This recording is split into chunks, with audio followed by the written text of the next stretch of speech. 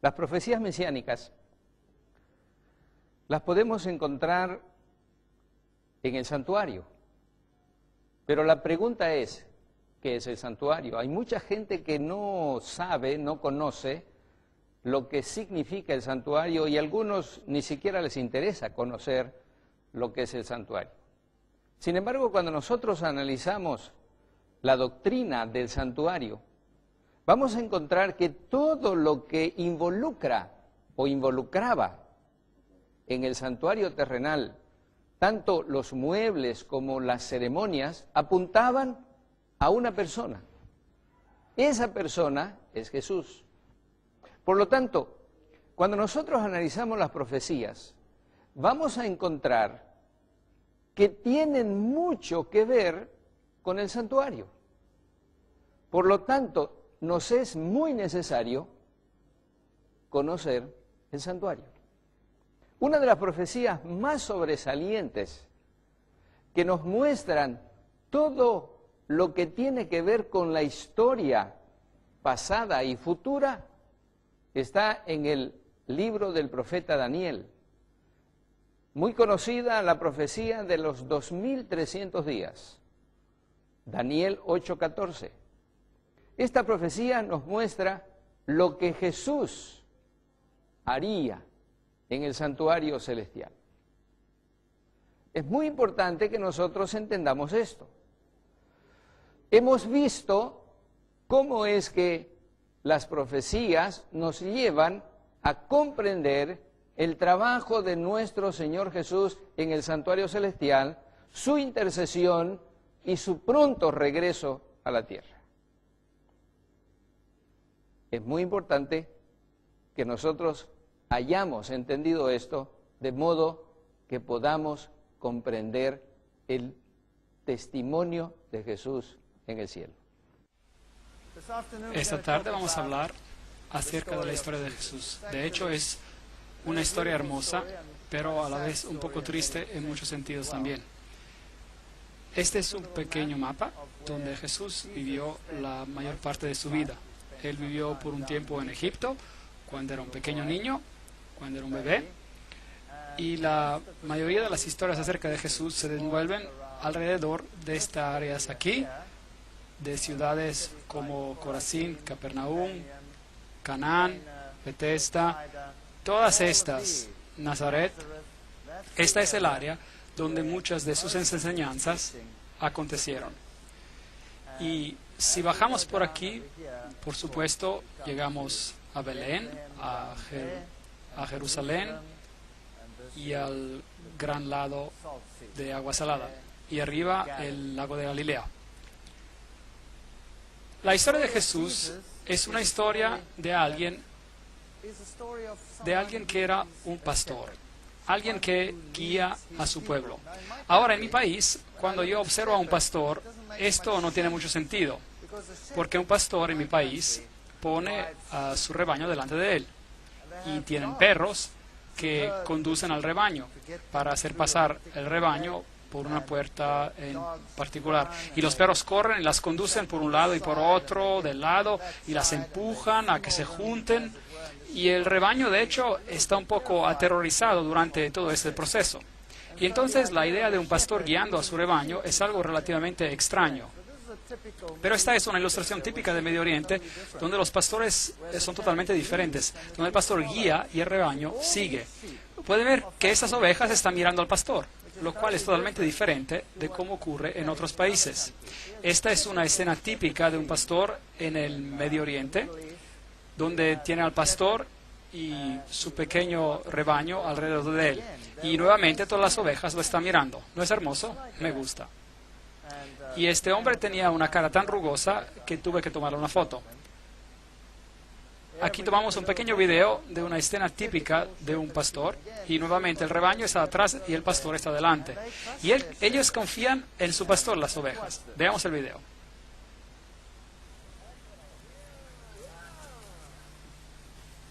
Él camina, el rebaño camina. No lo dejan apartarse de su lado. Están muy ligadas a su pastor.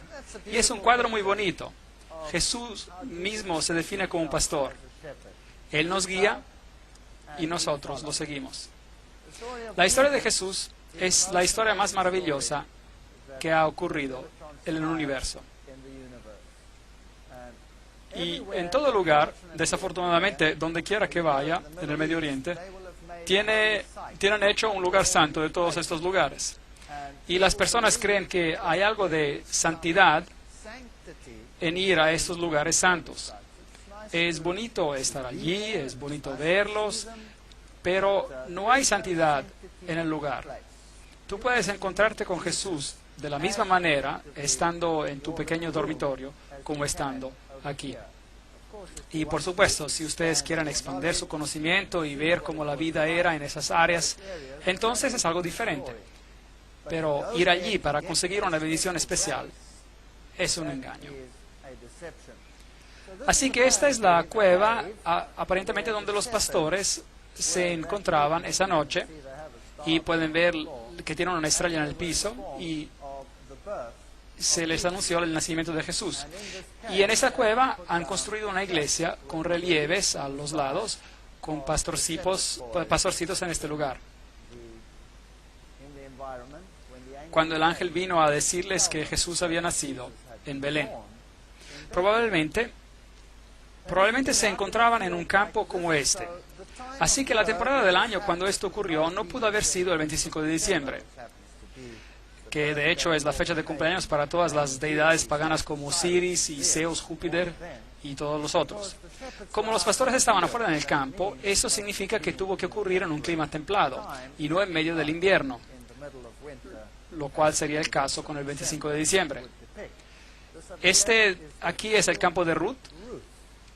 Es una historia bonita, la historia de Ruth, la moabita, la cual es otra historia en la Biblia que nos dice que Dios no rechaza a naciones, aunque Moab era una nación apóstata. Alguien de Moab aceptó a Jesús como su salvador personal.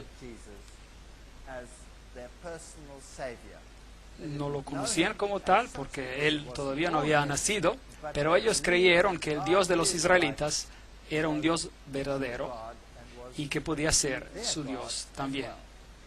Esta es la ciudad de Belén, donde Jesús nació, y algunos de los lugares hermosos. ¿Quién ha estado allí? Ah, muy bien. Hay hermosos lugares. Allí observar las personas es algo magnífico. Es como ser transportado al pasado en los tiempos de la Edad Media, en cierto sentido. Y este hombre de edad me dejó muy impresionado. Se ven muchas de esas caras arrugadas por allí.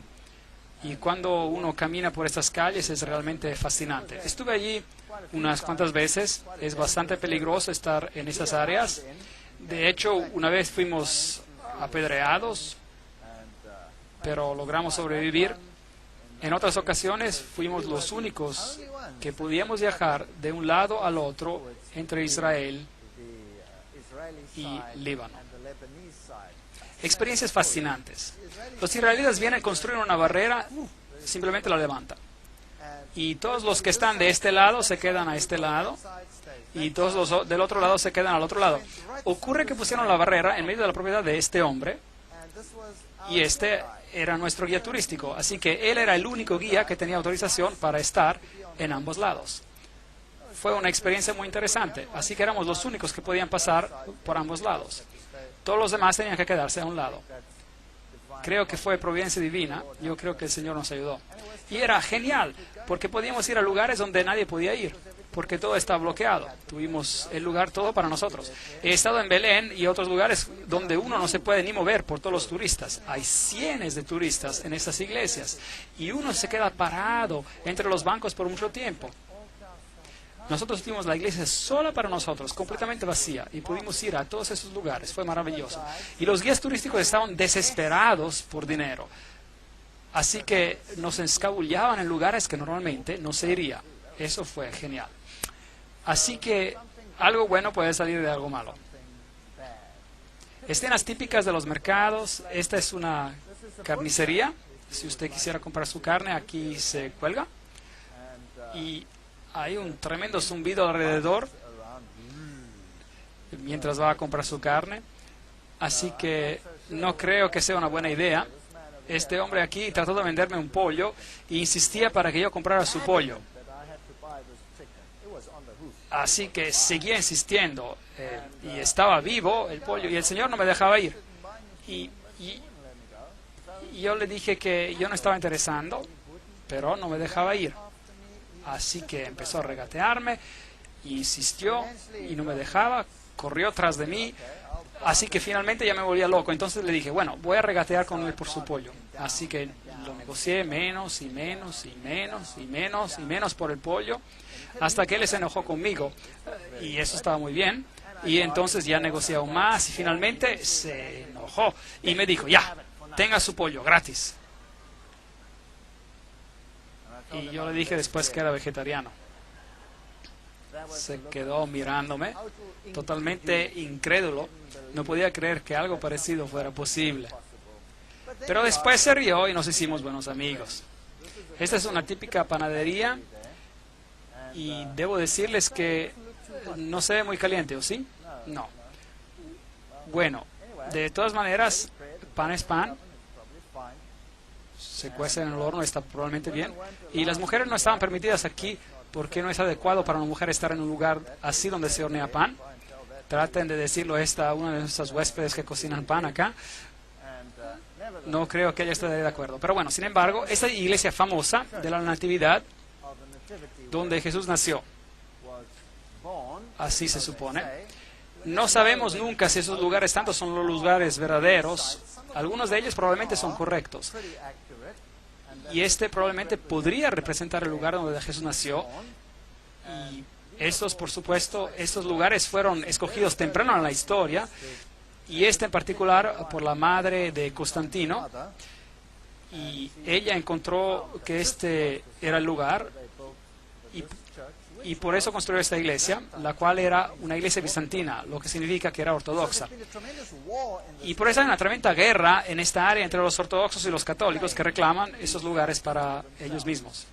Esta guerra no se resolvió hasta la llegada del movimiento ecuménico y ahora esta iglesia está compartida por la iglesia ortodoxa y la iglesia católico romana y alternan sus misas allí. Ahora, cuando usted entra en este lugar, tiene que entrar por una pequeña puerta muy baja y tiene que agacharse. Y eso es para mostrar una señal de respeto y humildad. Y por eso usted tiene que casi gatear a través de ella. Y como puede ver, la iglesia estaba totalmente vacía cuando estaba allí, nadie presente. Cuando estuve allí anteriormente, estaba llenísima. Y el piso no es el piso original. El piso original estaba por debajo y todavía tiene el mosaico original del tiempo de Constantino. Es una iglesia muy antigua y, por supuesto, siendo un lugar santo, está llena de mitologías e historias que probablemente nunca ocurrieron. pero me parecieron interesantes los rayos de sol que ingresaban a la iglesia cuando yo estuve ahí. Y ahí arriba, contra ese pilar, hay unos agujeros, por aquí los puede ver. ¿Y qué son estos agujeros? Bueno, la leyenda dice que María apareció en la iglesia un día y tomó sus dedos y los hizo en forma de una cruz como esta, y ella fue hacia ese pilar y lo marcó allí. Y allí estaban los agujeros. Allí están. Esos son los dedos de María que hicieron los agujeros. Y si usted pone sus dedos en estos agujeros, usted recibirá, dicen, una bendición especial. Observé estos agujeros y vi que los bordes estaban bastante ciselados, así que creo que el trabajo que hicieron no fue muy bueno. Si realmente fuera divino, entonces los agujeros estarían marcados nítidamente, quemados, me imagino. Entonces esta es la clase de historias que atrae a las personas, y se asombrará cómo en tiempos normales la gente se alinea en largas columnas para poner sus dedos allí, y realmente creen que recibirán una bendición especial de María si colocan sus dedos allí. Ahora, la iglesia, por supuesto, previamente era más baja. Le mostré el piso inferior, que estaba cubierto por tablas y que era considerablemente más bajo que el piso presente. Y así que si usted quiere bajar al lugar original donde alegan que el pesebre de Jesús estuvo, tiene que bajar estas gradas y entrar al sepulcro, y ahí está. Y este es donde el pesebre aparentemente estuvo, allí en ese mismo lugar. Así que si usted pone su mano allí, todavía hasta estos días, puede obtener una absolución de la Iglesia Católica Romana. Eso significa que todos sus pecados son perdonados si solo se toca esa parte. De hecho, en algunos de estos lugares usted puede conseguir perdón por sus pecados para 90 días de anticipación. Así que si usted está planeando una gran fiesta, es bueno ir y poner su mano allí y saber que por 3 meses puede usted hacer lo que quiere. Muy interesante. Y no va a haber preguntas ni castigo que baje del cielo. Ahora, nosotros estuvimos acá cuando nadie estaba allí, lo cual era sorprendente. Así que cuando finalmente llegamos, cuando realmente nadie debía estar ahí, esas personas estaban muy sorprendidas. Estaban ocupadas con sus rituales normales y parece que interrumpimos este ritual, lo cual no les gustó. Pero teníamos una cámara allí y tomé una foto con mi cámara y debieran haber visto sus miradas. Les mostraré una foto que tenemos ahora mismo. Y esta es ahora una misa ortodoxa en el sótano, el subterráneo de esta iglesia, donde normalmente uno no debería estar. Aquí están, y es así como estaban vestidos, en capuchas negras. Se parecen más como miembros del Ku Klux Klan que a monjes. Estos son monjes ortodoxos diciendo una misa en particular.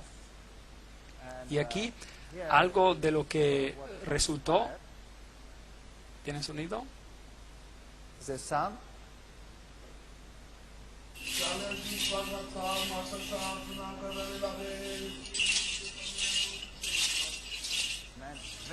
El hombre está muy enfadado con nosotros por haberlo fotografiado.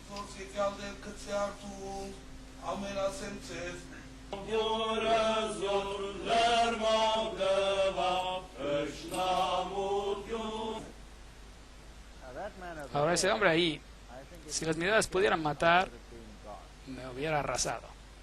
No parece muy amigable, ¿verdad? Entonces, esas son las clases de rituales que ocurren. No sé qué clase de misa será, pero de todas maneras, muy interesante. Entonces, cuando los ortodoxos se van, los católicos romanos entran y hacen su ceremonia.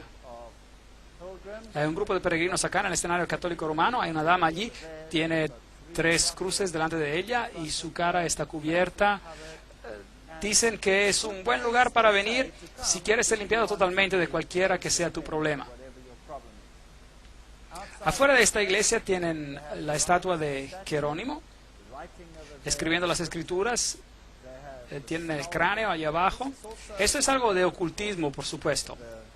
La pregunta de la muerte y la vida, los ciclos de la muerte y la vida. Y bajando al sótano de la iglesia encontramos a esta cueva. Aparentemente esta es la cueva donde María realmente dio a la luz. Pero también notará los arcos triples, los cuales son típicos del paganismo. Y si esto fue el lugar, o si era un lugar pagano, no les puedo decir. También en el sótano de esta iglesia encontrará calaveras que dicen ser las calaveras de los bebés que Herodes había matado. Tampoco creo en eso, pero eso es lo que ellos dicen. Y ahí abajo hay uno de ellos que fotografié. Hubo una ocasión mientras yo estaba allí, una bomba explotó en el lugar donde había estado unos segundos atrás previamente. Es un lugar peligroso. Aquí hay otra cueva y en esta cueva también hay un sepulcro de María. Y dicen que este es donde María alimentaba a su infante. ¿Por qué los lugares tienen que ser diferentes? No lo sé. El lugar donde él nació, digamos, y también tiene la cueva donde José esperó por María mientras estaba dando la luz al bebé en el otro cuarto. Muy interesante. Cuando llegan a esta se llama el ataúd de la leche. Y cuando entra, lo llaman la gruta de la leche, la grotte du lait, y entra adentro y hay otra cueva, una iglesia dentro de una cueva, otro símbolo pagano ahí. Y arriba en las paredes hay estas manchas blancas. Y esas están certificadas por Roma, con la certificación del papado, que esta es la leche que María arrojó a chorros contra las paredes. Y es algo en serio. Cuando ella estaba dando a mamar a Jesús. Así que el guía que estaba allí estaba muy entusiasmado en mostrarnos esto. Y uno puede recibir una unción especial. Hay un certificado de aprobación del Vaticano diciendo que esas son las manchas genuinas de la leche de María. Entonces le dije al guía, ¿sabe? He estado en otras de las cuevas también y hay manchas blancas similares en las paredes. Y esas son depósitos de calcio carbonado de la lluvia. Y él dijo que sí, que es verdad, pero en las otras cuevas sí, pero no en esta. Esta es la leche. Esta es la famosa gruta de la leche. Y si usted va abajo, ellos tienen todas estas pequeñas cuevas secundarias y ahí usted puede ver este icono típico en una de ellas. Ahora, de hecho, esto es paganismo. Esta es la leyenda de Isis. Como ven, en la leyenda de Isis, María toma el lugar de Isis. Y Isis era también la reina de la fertilidad. Después de todo, ella consiguió dar a la luz a Horus mientras su esposo estaba muerto, reconstruyéndolo. Y por eso, si las personas tenían problemas de fertilidad, ellos oraban especialmente a Isis. Y esto resolvería sus problemas de fertilidad. Si tenían problemas con dar la leche, entonces orarían a Isis y después tendrían mucha leche. Esto es paganismo antiguo resucitado en el cristianismo moderno en esos lugares. Jesús, por supuesto, sobrevivió la matanza de Herodes y la familia se fue a Egipto. Así nos dice la Biblia.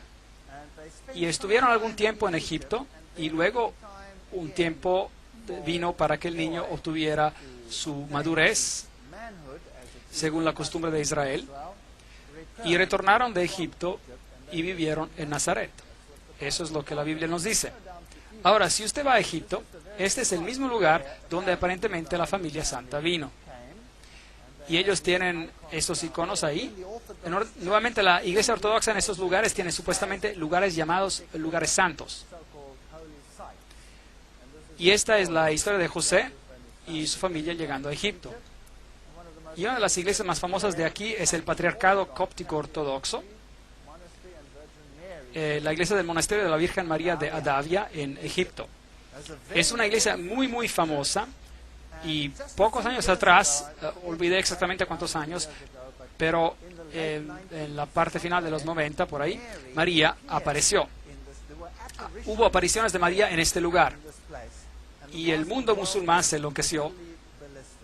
Por supuesto, no pudo ser María porque no es bíblico, pero no obstante, las apariciones tomaron lugar aquí en este patriarcado. Y aquí pueden ver algunos de los iconos en la iglesia, algunos de los símbolos. Y justo era domingo de las Palmas cuando está así que el patriarca aquí estaba llevando cosas hechas de hoja de palma. Aquí también hay la historia en esta iglesia de la huida de la familia santa a Egipto, de cómo se mudaron, de dónde estaban hasta Egipto. Y ellos tienen la historia de cómo vinieron con el río Nilo y se quedaron en este lugar específico. Y es fascinante que esta iglesia también tiene el libro de los milagros. En cierto modo, copiando lo que pasó, este libro muy pesado vino flotando por el Nilo un día. Y siendo este un lugar santo, las personas aquí realmente anhelan con fervor recibir estas bendiciones. Este es el libro que vino flotando en el Nilo y estaba abierto en una página en particular, muy interesante. Y es este, aquí lo ven, enfoque más cerca. Ok, hay una pequeña placa de lo que pasó y en qué página estaba abierto. Ahora ese es un libro encuadrado como tal, pero no se hundió, sino que flotó. Así como se dice, ¿no? Como la hacha, digamos, que flotó en la Biblia. Y dice la Biblia flotante: un viernes 12 de marzo de 1967, después de una mañana de liturgia, las personas notaron un objeto flotando en el agua cerca de las gradas donde la familia santa había embarcado. Algunos miembros de la iglesia vinieron y encontraron que era una Biblia flotando en el agua y abierta en Isaías 19:25. Bendito sea mi pueblo de Egipto. A pesar de la inundación del agua y la pesadez del libro, todavía estaba en flote. Y esto fue considerado un milagro por las personas, una señal de Dios, como una bendición especial hacia ellos. Ahora, ese es un texto fascinante que ellos citan ahí, Isaías 19:25. Claro que no solo dice esto, el texto. Es un texto que habla de los tiempos finales. Y dice: bendito es. Habrá una bendición en Egipto y en Asiria y en Jerusalén, significando que el mensaje de Dios para las personas alcanzará también a las naciones paganas y muchos aceptarán la justicia de Cristo. En cierto modo, una bonita profecía acerca del cumplimiento de los últimos tiempos. Pero ellos solo tomaron esta pequeña frase y la resaltaron, haciéndola ver como si ellos fueran el pueblo escogido. Lo cual también hace el Corán, diciendo que los ismaelitas son los herederos verdaderos y no Jacob. Este es el lugar donde la Biblia vino flotando por el río. Ahora, mientras estemos en Egipto, quiero mostrarles un lugar que me pareció muy fascinante. Se llama la ciudad de escombros. Es el lugar más horrendo que he visto en toda mi vida. Mientras usted viaja por las calles de Cairo, ahora Cairo tiene acerca de unos 50 millones de personas viviendo en Cairo y sus alrededores. Es la ciudad más caótica en la faz de la tierra. No hay nada parecido. Es el Armagedón en espera. Pero pueden imaginarse los escombros, la suciedad y la basura que produce esa ciudad. Ahora, en una ciudad normal, ¿qué se hace con la basura? Se saca fuera, se pone en vertederos fuera de la ciudad o se incinera o lo que sea. Pero puede imaginarse 50 millones de personas viviendo en un ambiente como este y toman sus escombros, su basura, y lo llevan al área pobre y lo echan en las calles. Y estas pobres personas buscan por la basura y viven en medio de la basura. Esta es literalmente una ciudad de basura, en medio de la ciudad. Y si ustedes toman fotos, ellos se enfadan mucho, así que mis fotos no son muy buenas, son tomadas más o menos así, usted sabe, bueno, de cierto modo, así. Ellos literalmente te matarían si te vieran tomarles una foto. Pero lo más impresionante de esta ciudad es que en cuanto atravieses la ciudad de escombro, hay un portal, y ese es el portal, y cuando pasas por él, de repente estás en un mundo totalmente diferente. Les mostraré. Increíble. Esto es cuando entran a la ciudad de escombros, y esto es cómo las personas viven ahí. Uno ni siquiera podría imaginárselo. Cuartos llenos de basura. Y ellos viven ahí. Estos son sus hogares. Y todos esos sitios, todos esos edificios, todo es basura. Y aquí puede ver los camiones entrando a centenas, bloqueos de tráfico es increíble. Ahora, cada calle se parece a esta. Esta es solo una. Esos son todos los camiones de basura entrando, descargando su basura. El olor es increíble. Y nosotros atravesamos la ciudad simplemente y no tocamos nada. Pero a pesar de eso tuvo una inflamación de las encías y todo el resto de nuestro equipo tuvo diarrea después de pasar por ese lugar. Es todo. Es increíble. Los gérmenes de ahí son asesinos.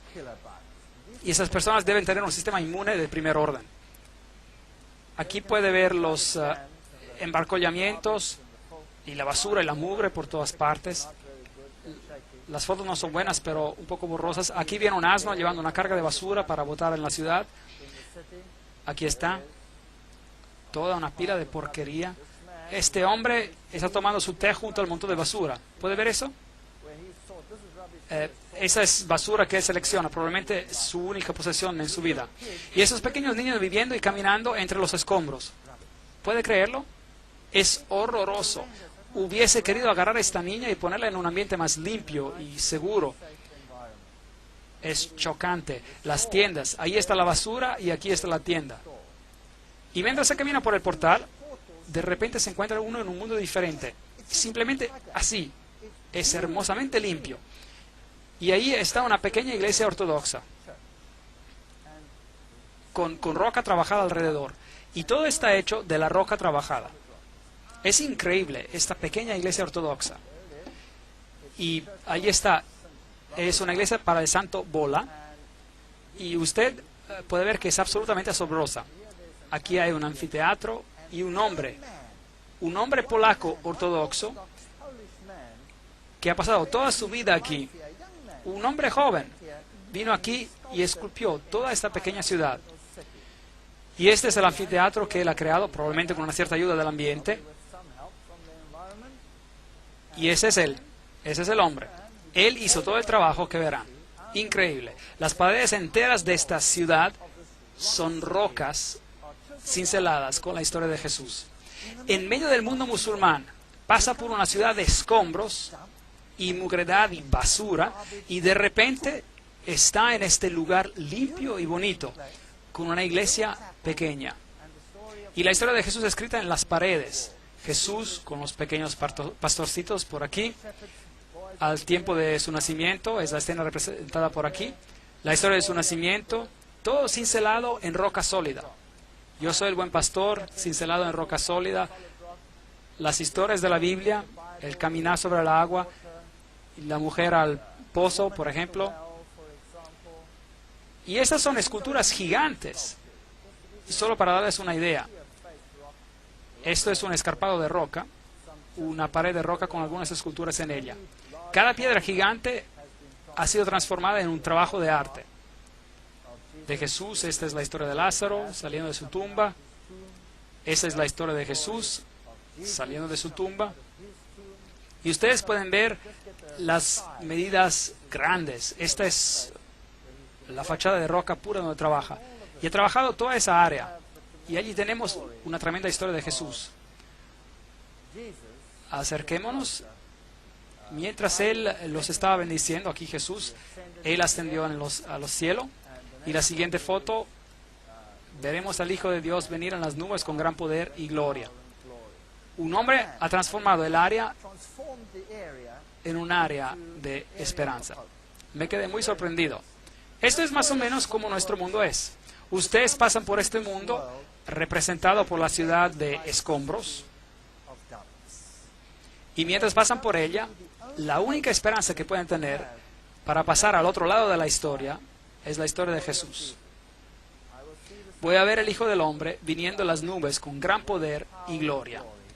Y ya no habrá más ciudades de escombros. La historia de Jesús es probablemente la historia más angustiada que nunca se contó. Sé que muchas películas se hicieron y ni siquiera la más reciente que se hizo puede ilustrarlo por lo que pasó a Jesús y cómo su vida fue. Cuando volví a Jerusalén, bueno, Jerusalén hoy en día es una ciudad totalmente diferente. Es una ciudad de peregrinajes. Miles de personas peregrinan allí. Aquí hay un grupo de monjas guiando una peregrinación detrás de la cruz. Y las personas están llenas de una especie de euforía. Han estado en ese lugar, lo han experimentado. Pero si un lugar toma el lugar de Jesús, entonces tenemos un problema. Ese es el muro de los lamentos y ahí tenemos la famosa mezquita de la roca en el fondo. Ese es el muro de los lamentos y no era parte del templo original, sino es una parte de la corte exterior del templo. Aquí subiendo las escaleras puede entrar a esta área. Hoy en día no está ya permitido entrar allí, así que me pararon aquí y solo tomé una foto por la grieta. Esta es una réplica de cómo el templo se veía y hay una columna gigante que era destinada a ser parte del templo y nos da una idea del tamaño original que tenía el templo. Esta nunca se usó porque tenía una grieta. Y esta es probablemente la réplica de la menorá en tamaño normal. Y esta es la que hicieron en caso de que restauren el lugar del templo. Esos son los judíos al muro de los lamentos. Usted nota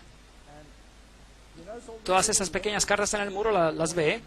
Las personas vienen y escriben sus pequeñas cartas de cualquier sueño que tengan en la vida y después las meten en el muro. Aquí tenemos un corto video.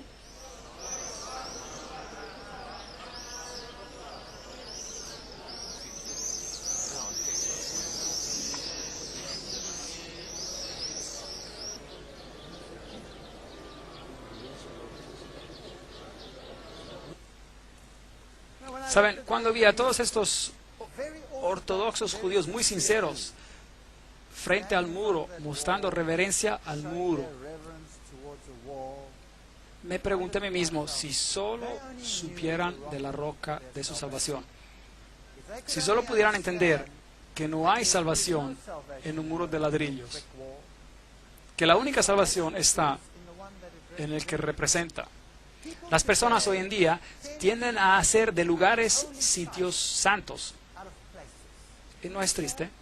Y después pasan al lado de la persona que esos lugares representan. Debajo del muro hay un túnel. Y se llama el pasaje secreto. Y cuando pasa por llega a la parte de atrás de este lugar. Y se puede ver donde los judíos ortodoxos y rabinos de rango más elevado se reúnen. Ahora, normalmente esas personas los ignorarían, pero los tiempos han cambiado. Estuve sorprendido. Normalmente si usted viene con un pagano a este lugar, ellos lo detestarían, le darían una mirada fea. ¿Qué hace este hombre impuro en este lugar tan santo? Estaba sorprendido. Esta vez cuando estuve allí, entrando a este lugar, hace unos cuantos meses atrás, la mayoría de esos rabinos vinieron a rogar por dinero, algo que nunca hubieran hecho hace 2 o 3 años atrás. Las cosas deben ser muy duras en ese lugar para que ellos hagan una cosa así. Ese es el lugar más santo y donde tienen esos remanentes del antiguo muro. Y justo arriba, al otro lado, se encuentra la mezquita de la roca.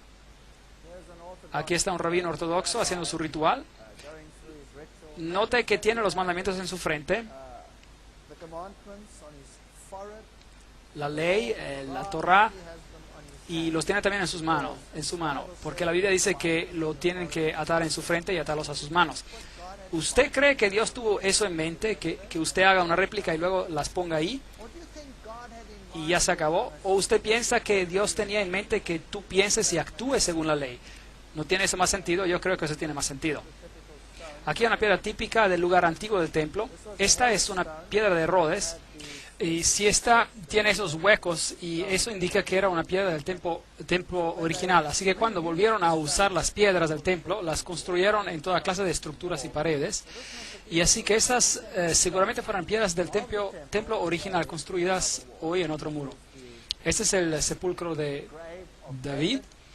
Y de la misma manera que en lugares para peregrinajes católicos, aquí son los judíos que visitan.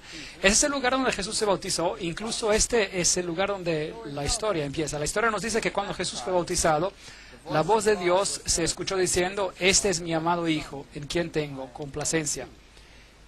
Y desde allí la Biblia nos cuenta que Jesús fue llevado al desierto para ser tentado. Y Mateo capítulo 4, versículo 2 nos dice: después de haber ayunado 40 días y 40 noches, sintió hambre.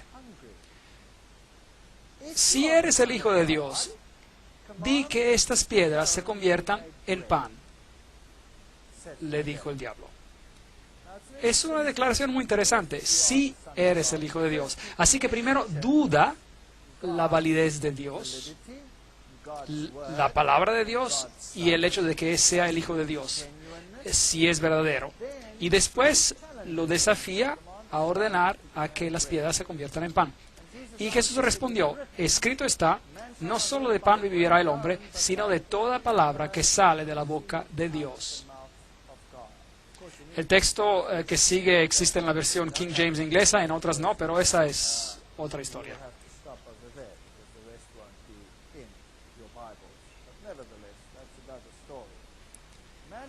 No solo de pan vivirá el hombre, sino de toda palabra que sale de la boca de Dios.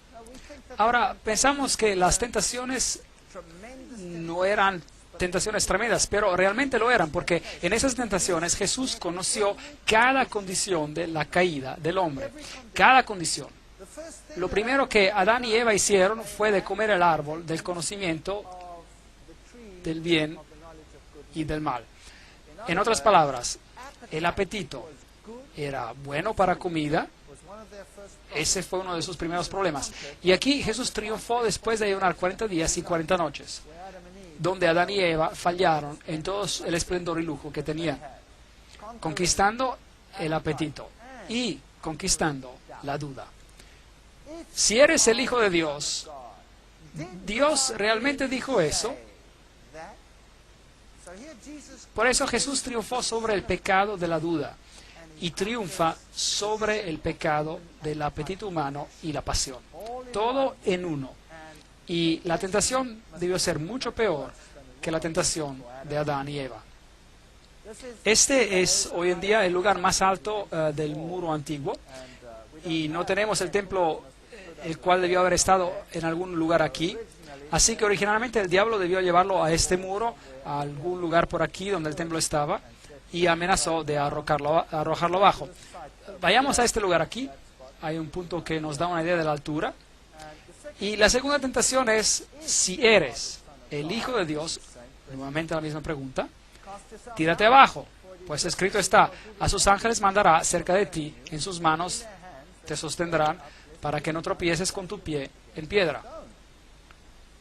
Y Jesús respondió de nuevo, escrito también está, no tentarás al Señor tu Dios. Esta es la segunda gran tentación de la humanidad.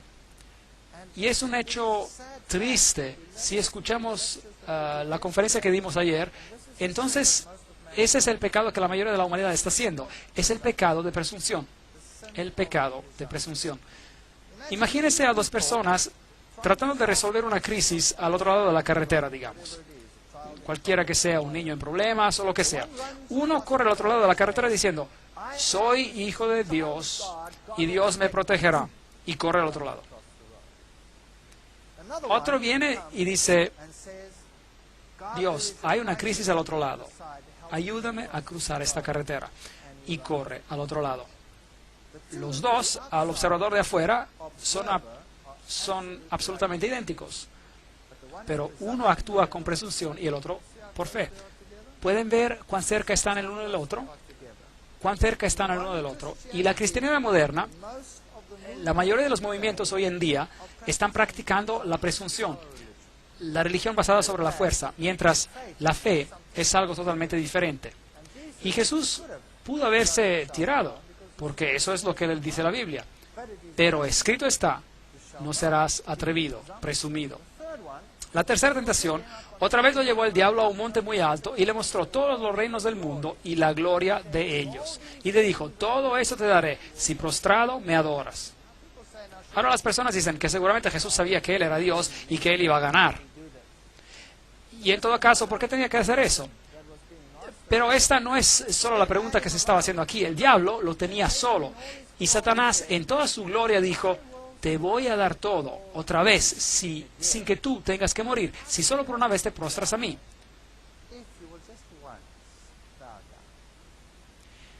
Y claro, el pecado que se tenía que vencer aquí es el pecado del amor al mundo. Y yo creo que muchas personas se perderán por esta misma tentación en particular. Vete, Satanás, porque escrito está, al Señor tu Dios adorarás y solo a Él servirás. El amor al mundo no nos llevará a ningún lugar. Así que esas tres tentaciones Jesús básicamente triunfa por parte del hombre sobre las mayores tentaciones que tenemos que enfrentar de una forma u otra. Y por supuesto luego se fue al lago de Galilea. Y en el camino allí hay este pequeño pueblo pintoresco llamado Maalula. Y es el único pueblo pequeño que queda en el mundo entero donde el lenguaje que se habla es arameo. Ahora, ese es el lenguaje que Jesús hablaba. Y es muy bonito ir allí. Es un lugar limpio y placentero. Y es también un lugar ortodoxo, en gran parte ortodoxo y musulmán. Y ellos hablan arameo. Y los niños solo hablan arameo. Son muy estrictos con el idioma. Es agradable escuchar cómo suena. Aquí está uno de los sacerdotes ortodoxos dando un servicio en ese lugar en particular. Y fuimos a preguntarle si él oraría el Padre Nuestro para nosotros en arameo, para que podamos escuchar cómo era el lenguaje de Jesús. Y lo voy a compartir con ustedes. Abonahti beshmo, yechkatash shmach, yefele molkach, chithkel irochach, ich beshmo chib alara, apeh lehmach achol yomach, وفرليحتي يوثح إخ من غفر لتمخت عمينح ولو فاشتخل الناح شعر يوثح بيس حصل الناح مشيذا آمين. Así que este fue el Padre Nuestro en arameo. El lago de Galilea, un lugar maravilloso. Ese es supuestamente uno de los sitios, hay más de un sitio, pero ese es uno de los lugares donde la boda de Cana aparentemente aconteció. Y puede ver las tinajas ahí, es así como las tinajas originales se ven. Y como esas eran las tinajas de piedra áspera, donde primero vaciaron el líquido y luego lo guardaron en esas tinajas de barro. Y esa aquí es la ciudad de Jesús. Aquí es donde Jesús llevó a cabo la mayoría de su obra y predicó la mayoría de sus sermones, la ciudad de Capernaum. Y los llevaré ahí en la siguiente sesión.